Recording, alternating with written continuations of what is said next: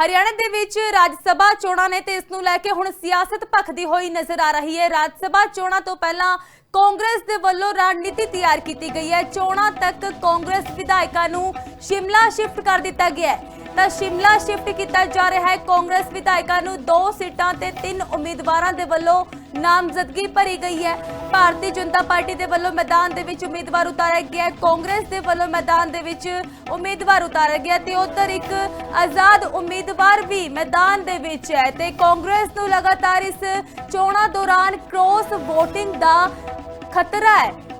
खतरे नूं देखते हुए, डर नूं देखते हुए कांग्रेस दे वल्लों जो कि अटकलां दसियां जा रही सन, कियास लगाए जा रहे सी कि उन्हां दे वल्लों अपने सारे विधायक शिमला दे विच शिफ्ट कर दिते गए ने। तां तुसीं देख सकते हो इस तो पहला भूपेंद्र हुड्डा दे वल्लों ये मीटिंग भी सद्दी गई है। तां एक्सक्लूसिव तस्वीरां तुसीं देख रहे हो चंडीगढ़ दे विच, जिथे कि पहला मीटिंग सद्दी जांदी है भूपेंद्र हुड्डा दे वल्लों ते लंच ते बुलाया जांदा है सारे विधायकां नूं ते उस तो बाद सारे विधायकां नूं शिमला शिफ्ट किया जा रहा है।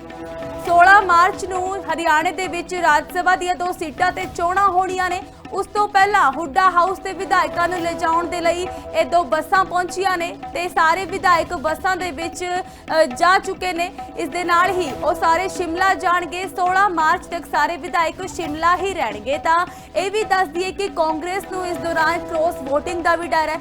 लगातार इल्जाम भी लगाए जा रहे हैं, भारतीय जनता पार्टी ते सवाल भी खड़े जा रहे हैं राज सभा चोणां नूं लैके। ते एक डर कह सकते हैं कि कांग्रेस दे विच बणिया होया है, क्योंकि पिछले कुछ दिनों के विच कांग्रेस के कुछ मंत्रियों के वल्लों, कांग्रेस के कुछ आगुआं के वल्लों एक गल आखी गई सी कि भारतीय जनता पार्टी के वल्लों विधायकों को खरीदण की कोशिश की जाती है। विधायकों को खरीदण की कोशिश की जाती है। तो इस तो लैके हुण साडे नाल नैशनल एडिटर सुदेश नैन मोर लाइव जुड़ चुके हैं। सुदेश की कुछ जानकारी है हुण इस मामले नूं लैके? तस्वीरां जो जाहिर कर रही ने वो ये दिख रहा है कि कांग्रेस विधायक जो सारे ने और शिमला जाने के लिए तैयार ने।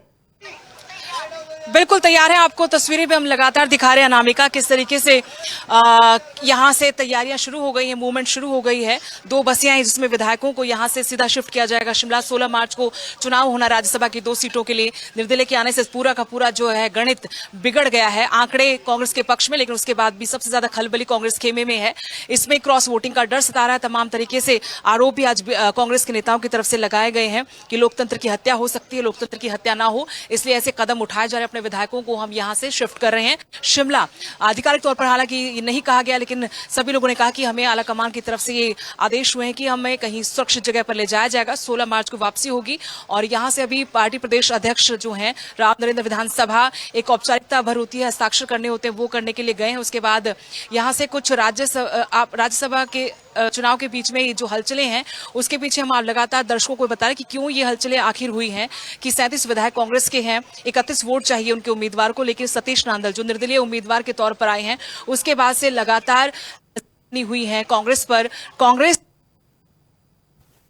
क्योंकि 2016-2022 के राज्यसभा के चुनाव में कांग्रेस के आंकड़े उनके पक्ष में होने के बावजूद उम्मीदवार हार गए थे। तो इस बार ऐसा कुछ ना हो, इसी की वजह से एक बार फिर से रणनीति में बदलाव किया गया है। आज लंच पर बुलाया गया। लंच से पहले कांग्रेस के सभी विधायकों की बैठक हुई। बैठक में बकायदा जहां ट्रेनिंग दी गई किस तरीके से आपको वोटिंग करनी है ताकि कोई भी वोट इनवैलिड ना हो। बहुत सारे ज्यादातर जो विधायक चुनकर आए कांग्रेस के नए विधायक पहली बार चुनकर आए हैं, तो ये जरूरी भी था इस प्रैक्टिस को करना। लेकिन प्रैक्टिस के अलावा बात ये है कि एकजुट कैसे रख पाएगी कांग्रेस। आज भूपेंद्र सिंह हुड्डा के चेहरे के हाव भाव अगर आप देख पाए हो तो वो बिल्कुल अलग थे, उदास थे, मायूस थे, परेशान थे, क्योंकि बड़ा चैलेंज है। बीजेपी समर्थित है साफ तौर पर, आप निर्दलीय कहें, लेकिन बीजेपी ने ही ये पूरा खेला किया। पूरा का पूरा गणित जो बदलने की पीछे मुहिम है वो बीजेपी की है। सतीश नांदल वैसे भी पार्टी प्रदेश अध्यक्ष उपाध्यक्ष बीजेपी के हैं। तो अब यहाँ पर हलचलें तेज हैं। आपको तस्वीरें हम दिखा पाए तो तस्वीरों में अभी काफिला यहाँ से निकलेगा। 2 बसें हैं। 37 के 37 विधायक तो यहाँ से मूव नहीं करेंगे शिमला। कुछ विधायकों की तरफ से साफ कहा गया, जैसे कुलदीप वत्स हैं, उन्होंने कहा कि मेरे घर पर कोई समारोह है, इस वजह से मैं निजी कारण से नहीं जा पाऊंगा। विनेश फोगाट भी जो जुलाना से कांग्रेस के विधायक हैं वो भी काफी देर पहले यहाँ से निकल चुके। लेकिन ज्यादातर विधायक शिमला शिफ्ट हो रहे हैं। लेकिन इस बीच में एक तमाम अटकलें ये भी लगाई जा रही है अनामिका की क्रॉस वोटिंग हो सकती है, खेला शुरू हो चुका आप कह सकते हैं।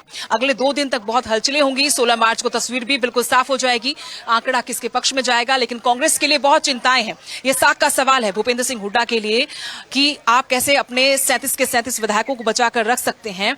31 वोट चाहिए, 37 विधायक है, उसके बाद भी अगर परिणाम जो है इनके हक में नहीं आता तो फिर प्रश्न चिन्ह तो जरूर उठेगा। आपकी लीडरशिप पर भी सवाल उठेंगे। इससे पहले भी तमाम सवाल उठाए गए कि बी टीम का आरोप लगाया गया कांग्रेस पर, चाहे एनएलडी की तरफ से हो, जेजेपी की तरफ से हो।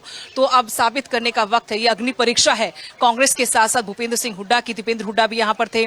यहाँ 4 लोकसभा सांसद कांग्रेस की तरफ से थे।